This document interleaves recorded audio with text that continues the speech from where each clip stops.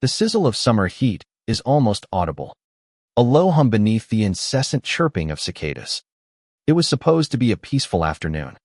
I just settled into a lounge chair, the cool water beckoning, when her shadow fell over me. "I don't know who you think you are," she sneered. Her voice is sharp, grating staccato. "But you are trespassing." My head snapped up, my brow furrowed in confusion. A rush of disbelief, a slow burn of frustration. "Excuse me," I asked, my voice barely above a whisper. "This is private property." She scoffed. A dry, brittle sound. "Exactly. And you don't live here. I've never seen you before. I've already called the police. Enjoy your last swim." What? Who was this woman? This couldn't be happening. My heart thrummed a panicked rhythm against my ribs. I tried to reason with her, to explain, but she just talked over me. A stream of condescending accusations and smug indignation. I could feel the eyes of the few other residents on us, their silence a heavy weight. I took a deep, shaky breath, the chlorine-scented air burning my lungs.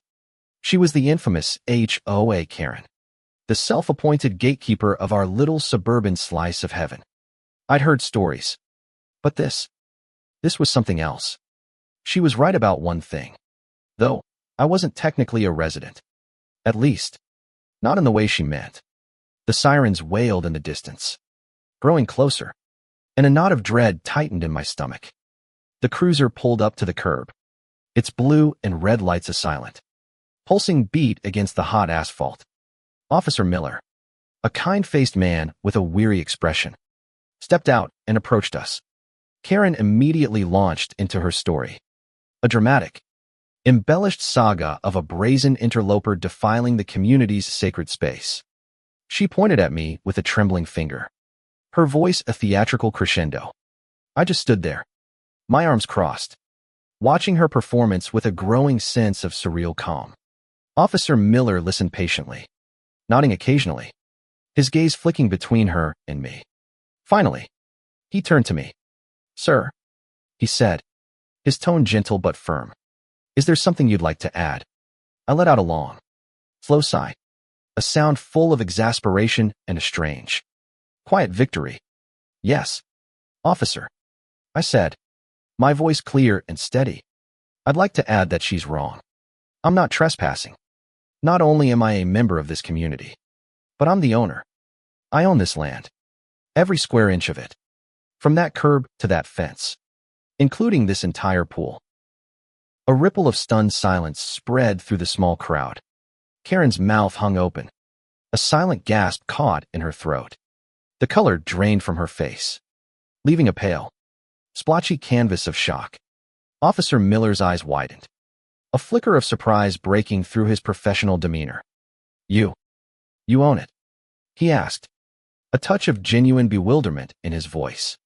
"Yes, I do," I replied, pulling my phone from my pocket. "Here's the deed to the property. It was a condition of the sale of my house. The original developer wanted to ensure the land and the amenities remained well maintained, so they attached the pool property as an easement to my house deed." I showed him the document on my phone. The signature, the legal jargon, the clearly defined boundaries, it was all there, laid out in black and white. Karen sputtered, her voice a frantic, high-pitched whine. That's impossible. The HOA owns this pool. It's in the bylaws. I've been on the board for 10 years. Just then, a voice cut through the tension. It was Mrs. Gable, a sweet, elderly woman who lived next door, her face etched with a lifetime of kindness and worry. "She's right, Karen," she said softly, her voice trembling slightly. "The bylaws were changed years ago. We all voted on it. The pool and the clubhouse were deeded to the new house on the corner lot, with the understanding that the owner would maintain it for the community. The original developer, Mr. Henderson, insisted on it after what happened with the last board." A collective murmur swept through the small gathering. The last board. I had a feeling there was a story there I didn't know yet. Karen's eyes darted wildly, her polished composure cracking under the weight of the collective gaze. This wasn't just about me anymore. This was about a pattern, a history I was only just beginning to uncover. The truth, it seemed, had a way of dripping out, slow and steady, until it became a flood. Karen, however, was not one to concede defeat gracefully. Her initial shock gave way to a renewed wave of fury. "She's lying," Karen shrieked, pointing at Mrs. Gable. "They're conspiring against me. This is a scam. The bylaws clearly state," Karen.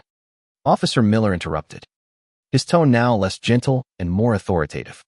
"The deed is a legally binding document. It takes precedence over any HOA bylaw. If this gentleman owns the land, he is not trespassing. You, however, have filed a false report." Her face contorted, a mask of pure venom. "You'll regret this." She spat at me. "I'll sue you. I'll make sure you can't live here." My heart ached for her, for the sheer, unbridled rage that consumed her. It was a sickness. I simply shook my head, a quiet smile playing on my lips. "You can try," I said, "but you'll have to explain to the court why you've been collecting HOA fees for pool maintenance and clubhouse upkeep for the past 10 years when the property isn't even owned by the association." That's when it hit everyone like a freight train. The air went still, save for a sharp, collective intake of breath. Karen's face, already pale, turned a ghostly white. Her bravado evaporated in an instant, replaced by a deep, gut-wrenching terror. The truth, the real truth, was now on the table. The pool had been deeded to my property years before, but the HOA, under Karen's leadership, had continued to collect maintenance fees from the residents, money that was now unaccounted for. Mrs. Gable's eyes welled with tears. I thought the money was for the new roof on the clubhouse," she whispered, her voice cracking. "You told me it was." I watched as Karen's world imploded. The community, once under her thumb, now looked at her with a mix of betrayal and disgust. The little kingdom she had built on lies and intimidation was crumbling around her. She staggered back, the weight of her deceit finally crushing her. Officer Miller stepped forward, his expression grim. "Ms. Finch, I'm going to have to ask you to come with me. This is no longer a trespassing report." Karen didn't argue. She just stared at the ground, her shoulders slumped, her entire body a portrait of utter defeat. As she was led away, the silence felt different. It wasn't the heavy, watchful silence from before. It was a silence of release, of a long-held tension finally snapping. I stood there, the cool breeze a welcome relief against my skin, looking at the pool I had been trespassing on. A wave of profound sadness washed over me. This wasn't a victory. It was a tragedy. A woman so desperate for control that she would sacrifice her integrity, her reputation, and her community for a lie. It was a harsh reminder of how easily power can corrupt, and how a small lie can balloon into something that destroys everything. My neighbor, Mrs. Gable, walked up to me, her eyes red, and gently touched my arm. "Thank you," she said, her voice filled with a gratitude that went far beyond this one incident. "You stood up to her. For all of us." I nodded, a lump forming in my throat. I had bought this house for the peace, the quiet, the sense of community. I never expected to have to fight for it. But in that moment, I knew that I had not only fought for myself, but for the soul of the neighborhood. This experience taught me that true ownership isn't just about a deed or a title. It's about a commitment to what's right, to protecting and nurturing the community you're a part of. It's about standing firm when you know you're in the right, even when someone with a loud voice and a self-appointed position of authority tries to silence you. And it's about holding a mirror up to the darkness, so that everyone can see it for what it is. It was a battle I never wanted to fight, but it was a victory for everyone who had been afraid to speak up. So, I have to ask you, the reader, was I right to expose her in such a public way? Or should I have handled it differently? What is the right thing to do when someone uses their power to abuse others, even in a small community?